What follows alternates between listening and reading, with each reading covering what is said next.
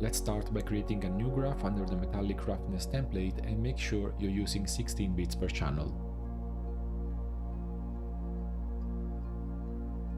We need something to generate our tiles. Here I'm going to use a tile random. We are going to feed it with our own custom base shape and give it round corners and beveled edges.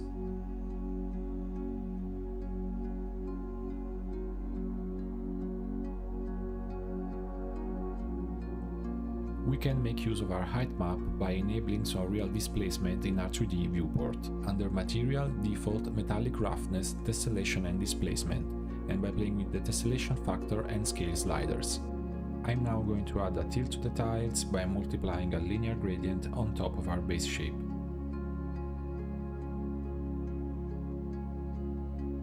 Let's also randomize a bit the parameters in our tile random by tweaking the tile scale as well as their positioning and orientation.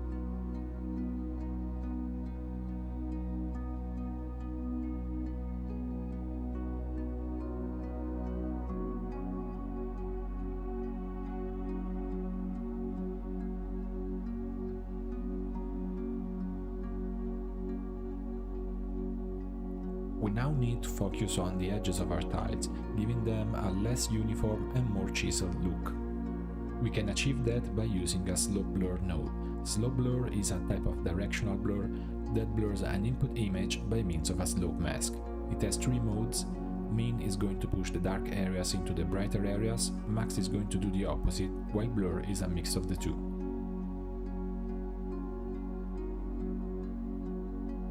Since we want to take away from our edges, we are going to use min.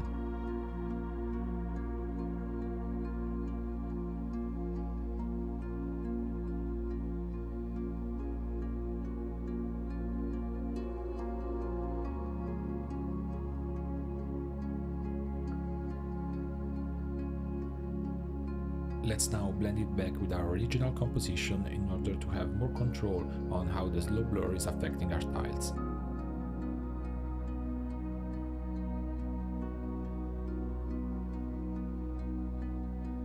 I'm then repeating the process, this time using a finer noise, in order to give our edges some higher frequency details.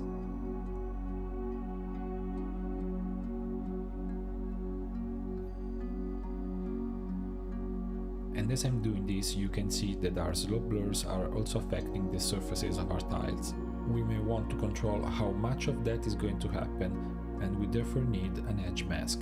The best way to do it is to duplicate our random tile generator and feed it with our base shape just one step before introducing any additional grayscale information, leaving us with just the borders and the tiles. For the same reason, I'm also removing any color random property. We now need to link up our two tile generators, and we can do that by exposing on our core tile generator the parameters that we think we may want to change in the future. Let's click on Expose as New Graph Input. At this point, the UI will show us both the name by which the parameter is recognized internally by the software and the label that the end user will see in the interface. To link up the corresponding parameter of the secondary tile random generator, we just need to click on Empty Function, search for the right get node depending on the parameter's data type, selecting the correct ID of the original core parameter from the drop-down menu, right-click and Set as Output node. I am now repeating the process for the parameters I think I want to change.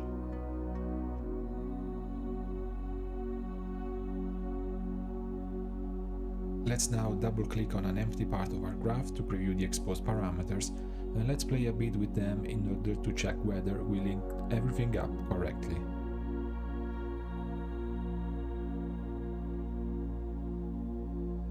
Let's now invert the mask to expose the edges, and let's expand the unmasked areas by blurring the mask. We can now increase the contrast by introducing a level node on top.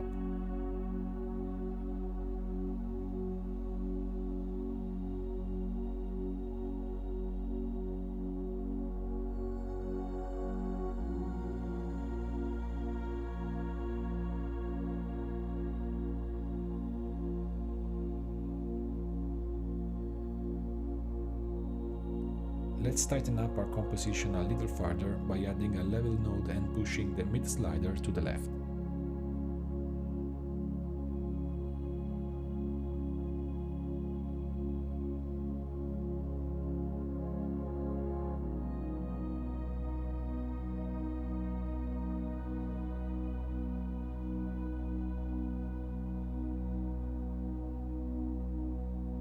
For the interstices between our tiles, I'm just using a Dirt 1 node and overlaying a purling noise on top to create some bumps. We can then blend everything back with our composition using a height blend node. The height blend node is very powerful since it allows us to easily mix different height information, plus it is directly equipped with a height mask output.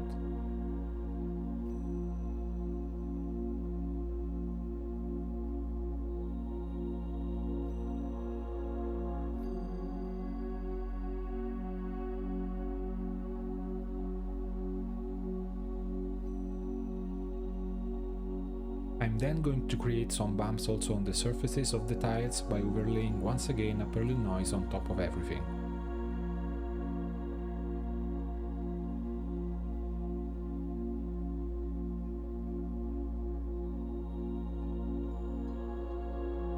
At this point I'm going to separate the height and normal information. Any additional detail will be only displayed on the normal map.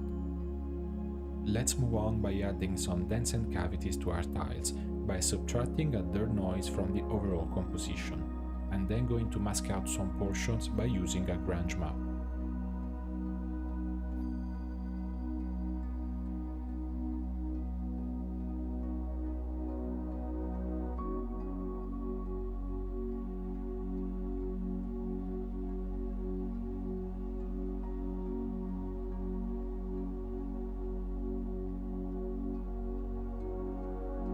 I now want to add some bigger dents to the tiles. I am mixing up a grunge spots noise and some Gaussian spots and then giving them a bit of texture by multiplying a dirt noise on top.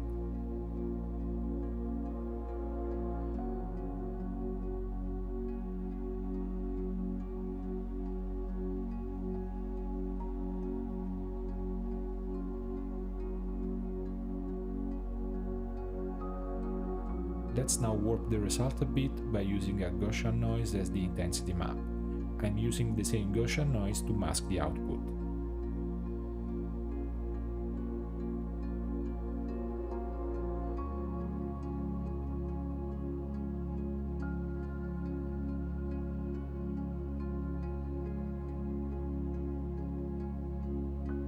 As I am building my maps, I am progressively exposing the parameters that I will use in creating the materials presets. We can now add a final layer of dents by subtracting again a dirt noise from the composition and again masking the output with a grunge map.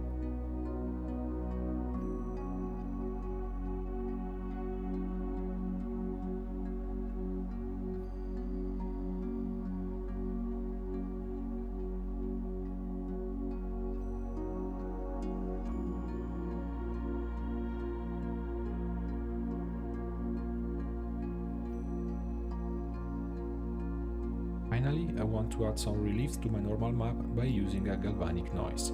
I want to break its pattern employing a directional warp. For the intensity map, I will leverage upon the edge mask we built, feeding it into a float field node and the result in turn into a float field to random grayscale node. This will allow us to create a map with random and constant grayscale values for each tile. Using this map within our directional warp, we can break the galvanic noise pattern coherently with the structure of our tiles.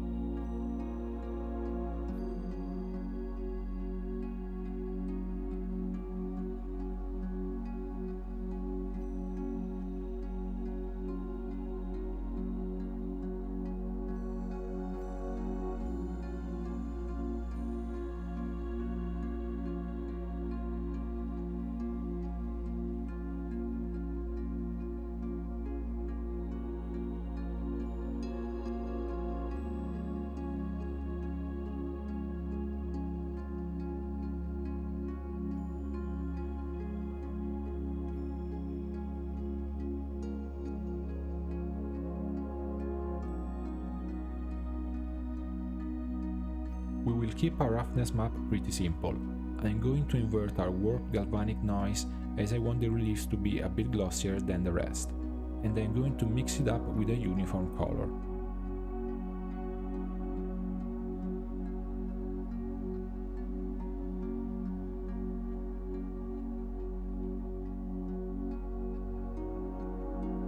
I'm blending the result with a brighter uniform color that will represent the roughness of our interstice. We can now leverage on the height mask output of our height blend node to correctly separate our tiles from the interstice.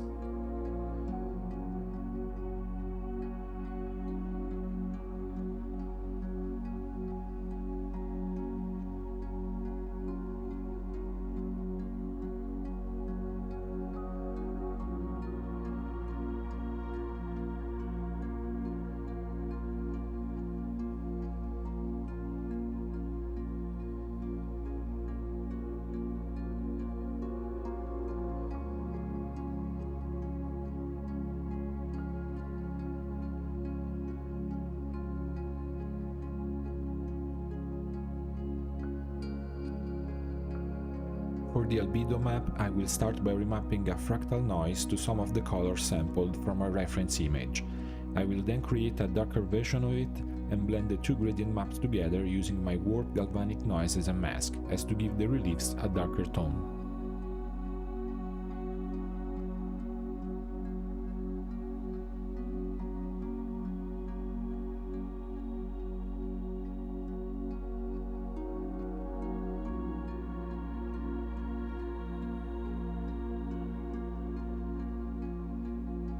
Let's now add some color variation by using the output of our bigger dense map, masking it coherently with what we did for the normal map and using the result to mask out a new uniform color node from our albedo so far. I'm also adding an HSL node in between my uniform color and the blend node, and I'm exposing its lightness value to gain control over that in my presets.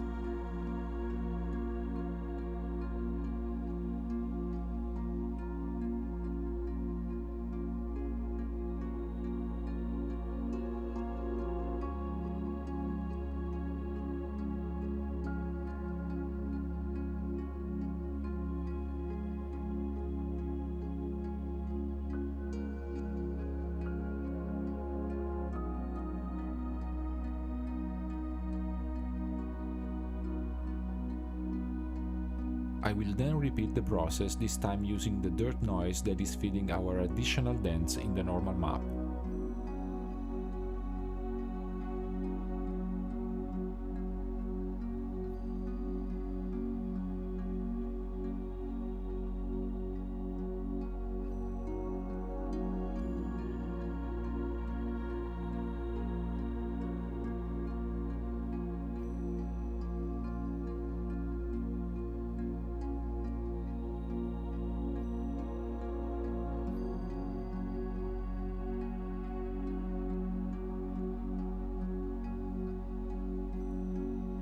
For the interstice, I will remap a fractal sum 2, blend it back with the albedo map we built so far, and masking it by using the output of the height blend node.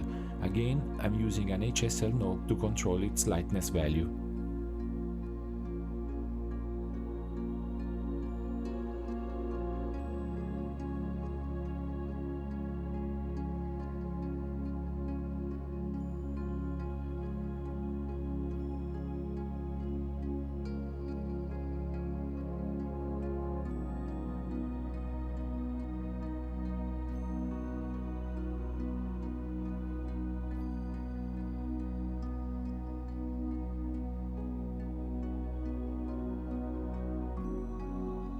I now want to create a mask for our chipped edges, as I want to control the color and tone separately from the rest of our composition. To do so, we just need to subtract the output of our slow blurs node from the output of the main tile random. This will expose only the areas of the edges affected by the slow blur nodes.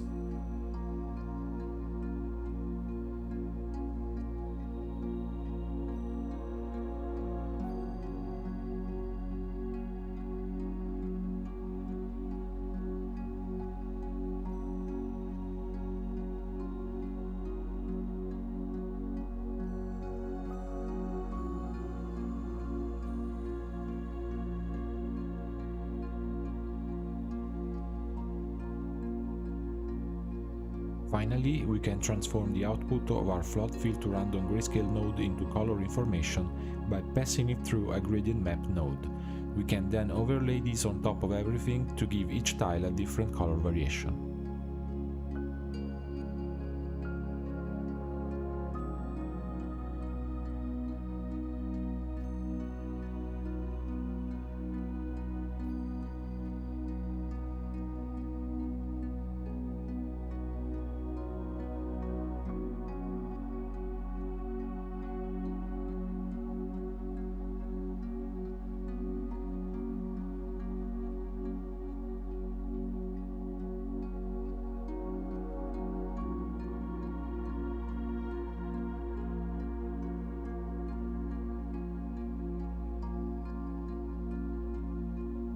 We can now leverage on the parameters we exposed during the creation of our maps.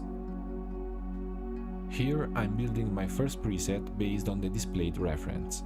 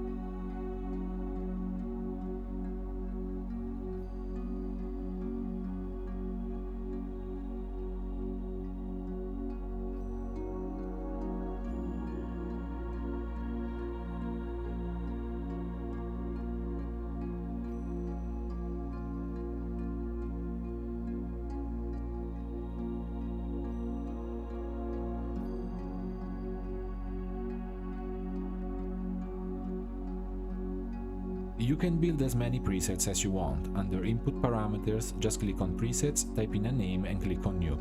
Remember to click Update every time you modify your preset. I will now create a second preset, giving it more of a glossier look and a desaturated tone. I also wanted to have less higher frequency details on the surfaces of our tiles.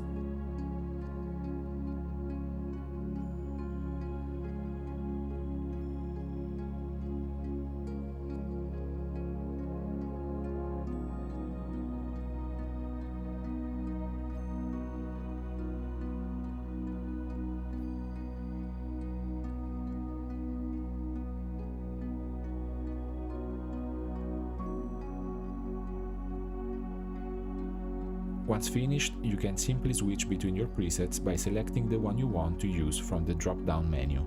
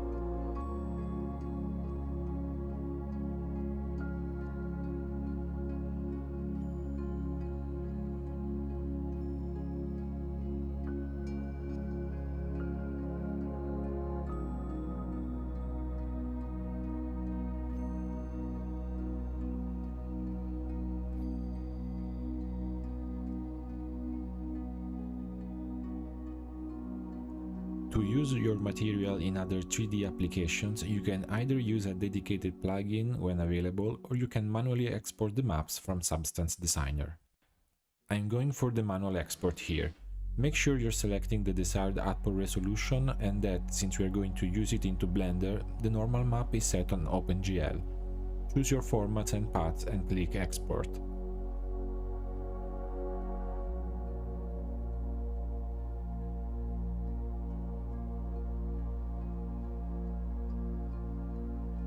I already imported my maps into Blender. Let's add a plane, give it some subdivision and then add a subdivision modifier. We can now assign our material to it and switch to the Cycles render engine.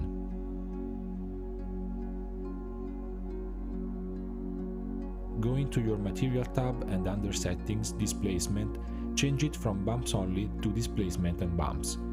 You can now tweak the scale value of the material's displacement property.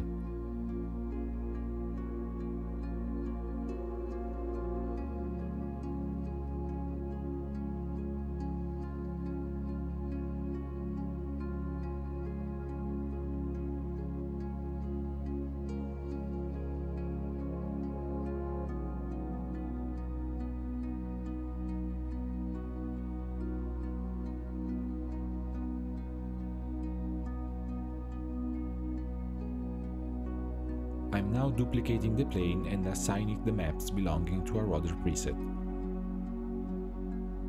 And that's it for this video. I hope you enjoyed the content and see you next time.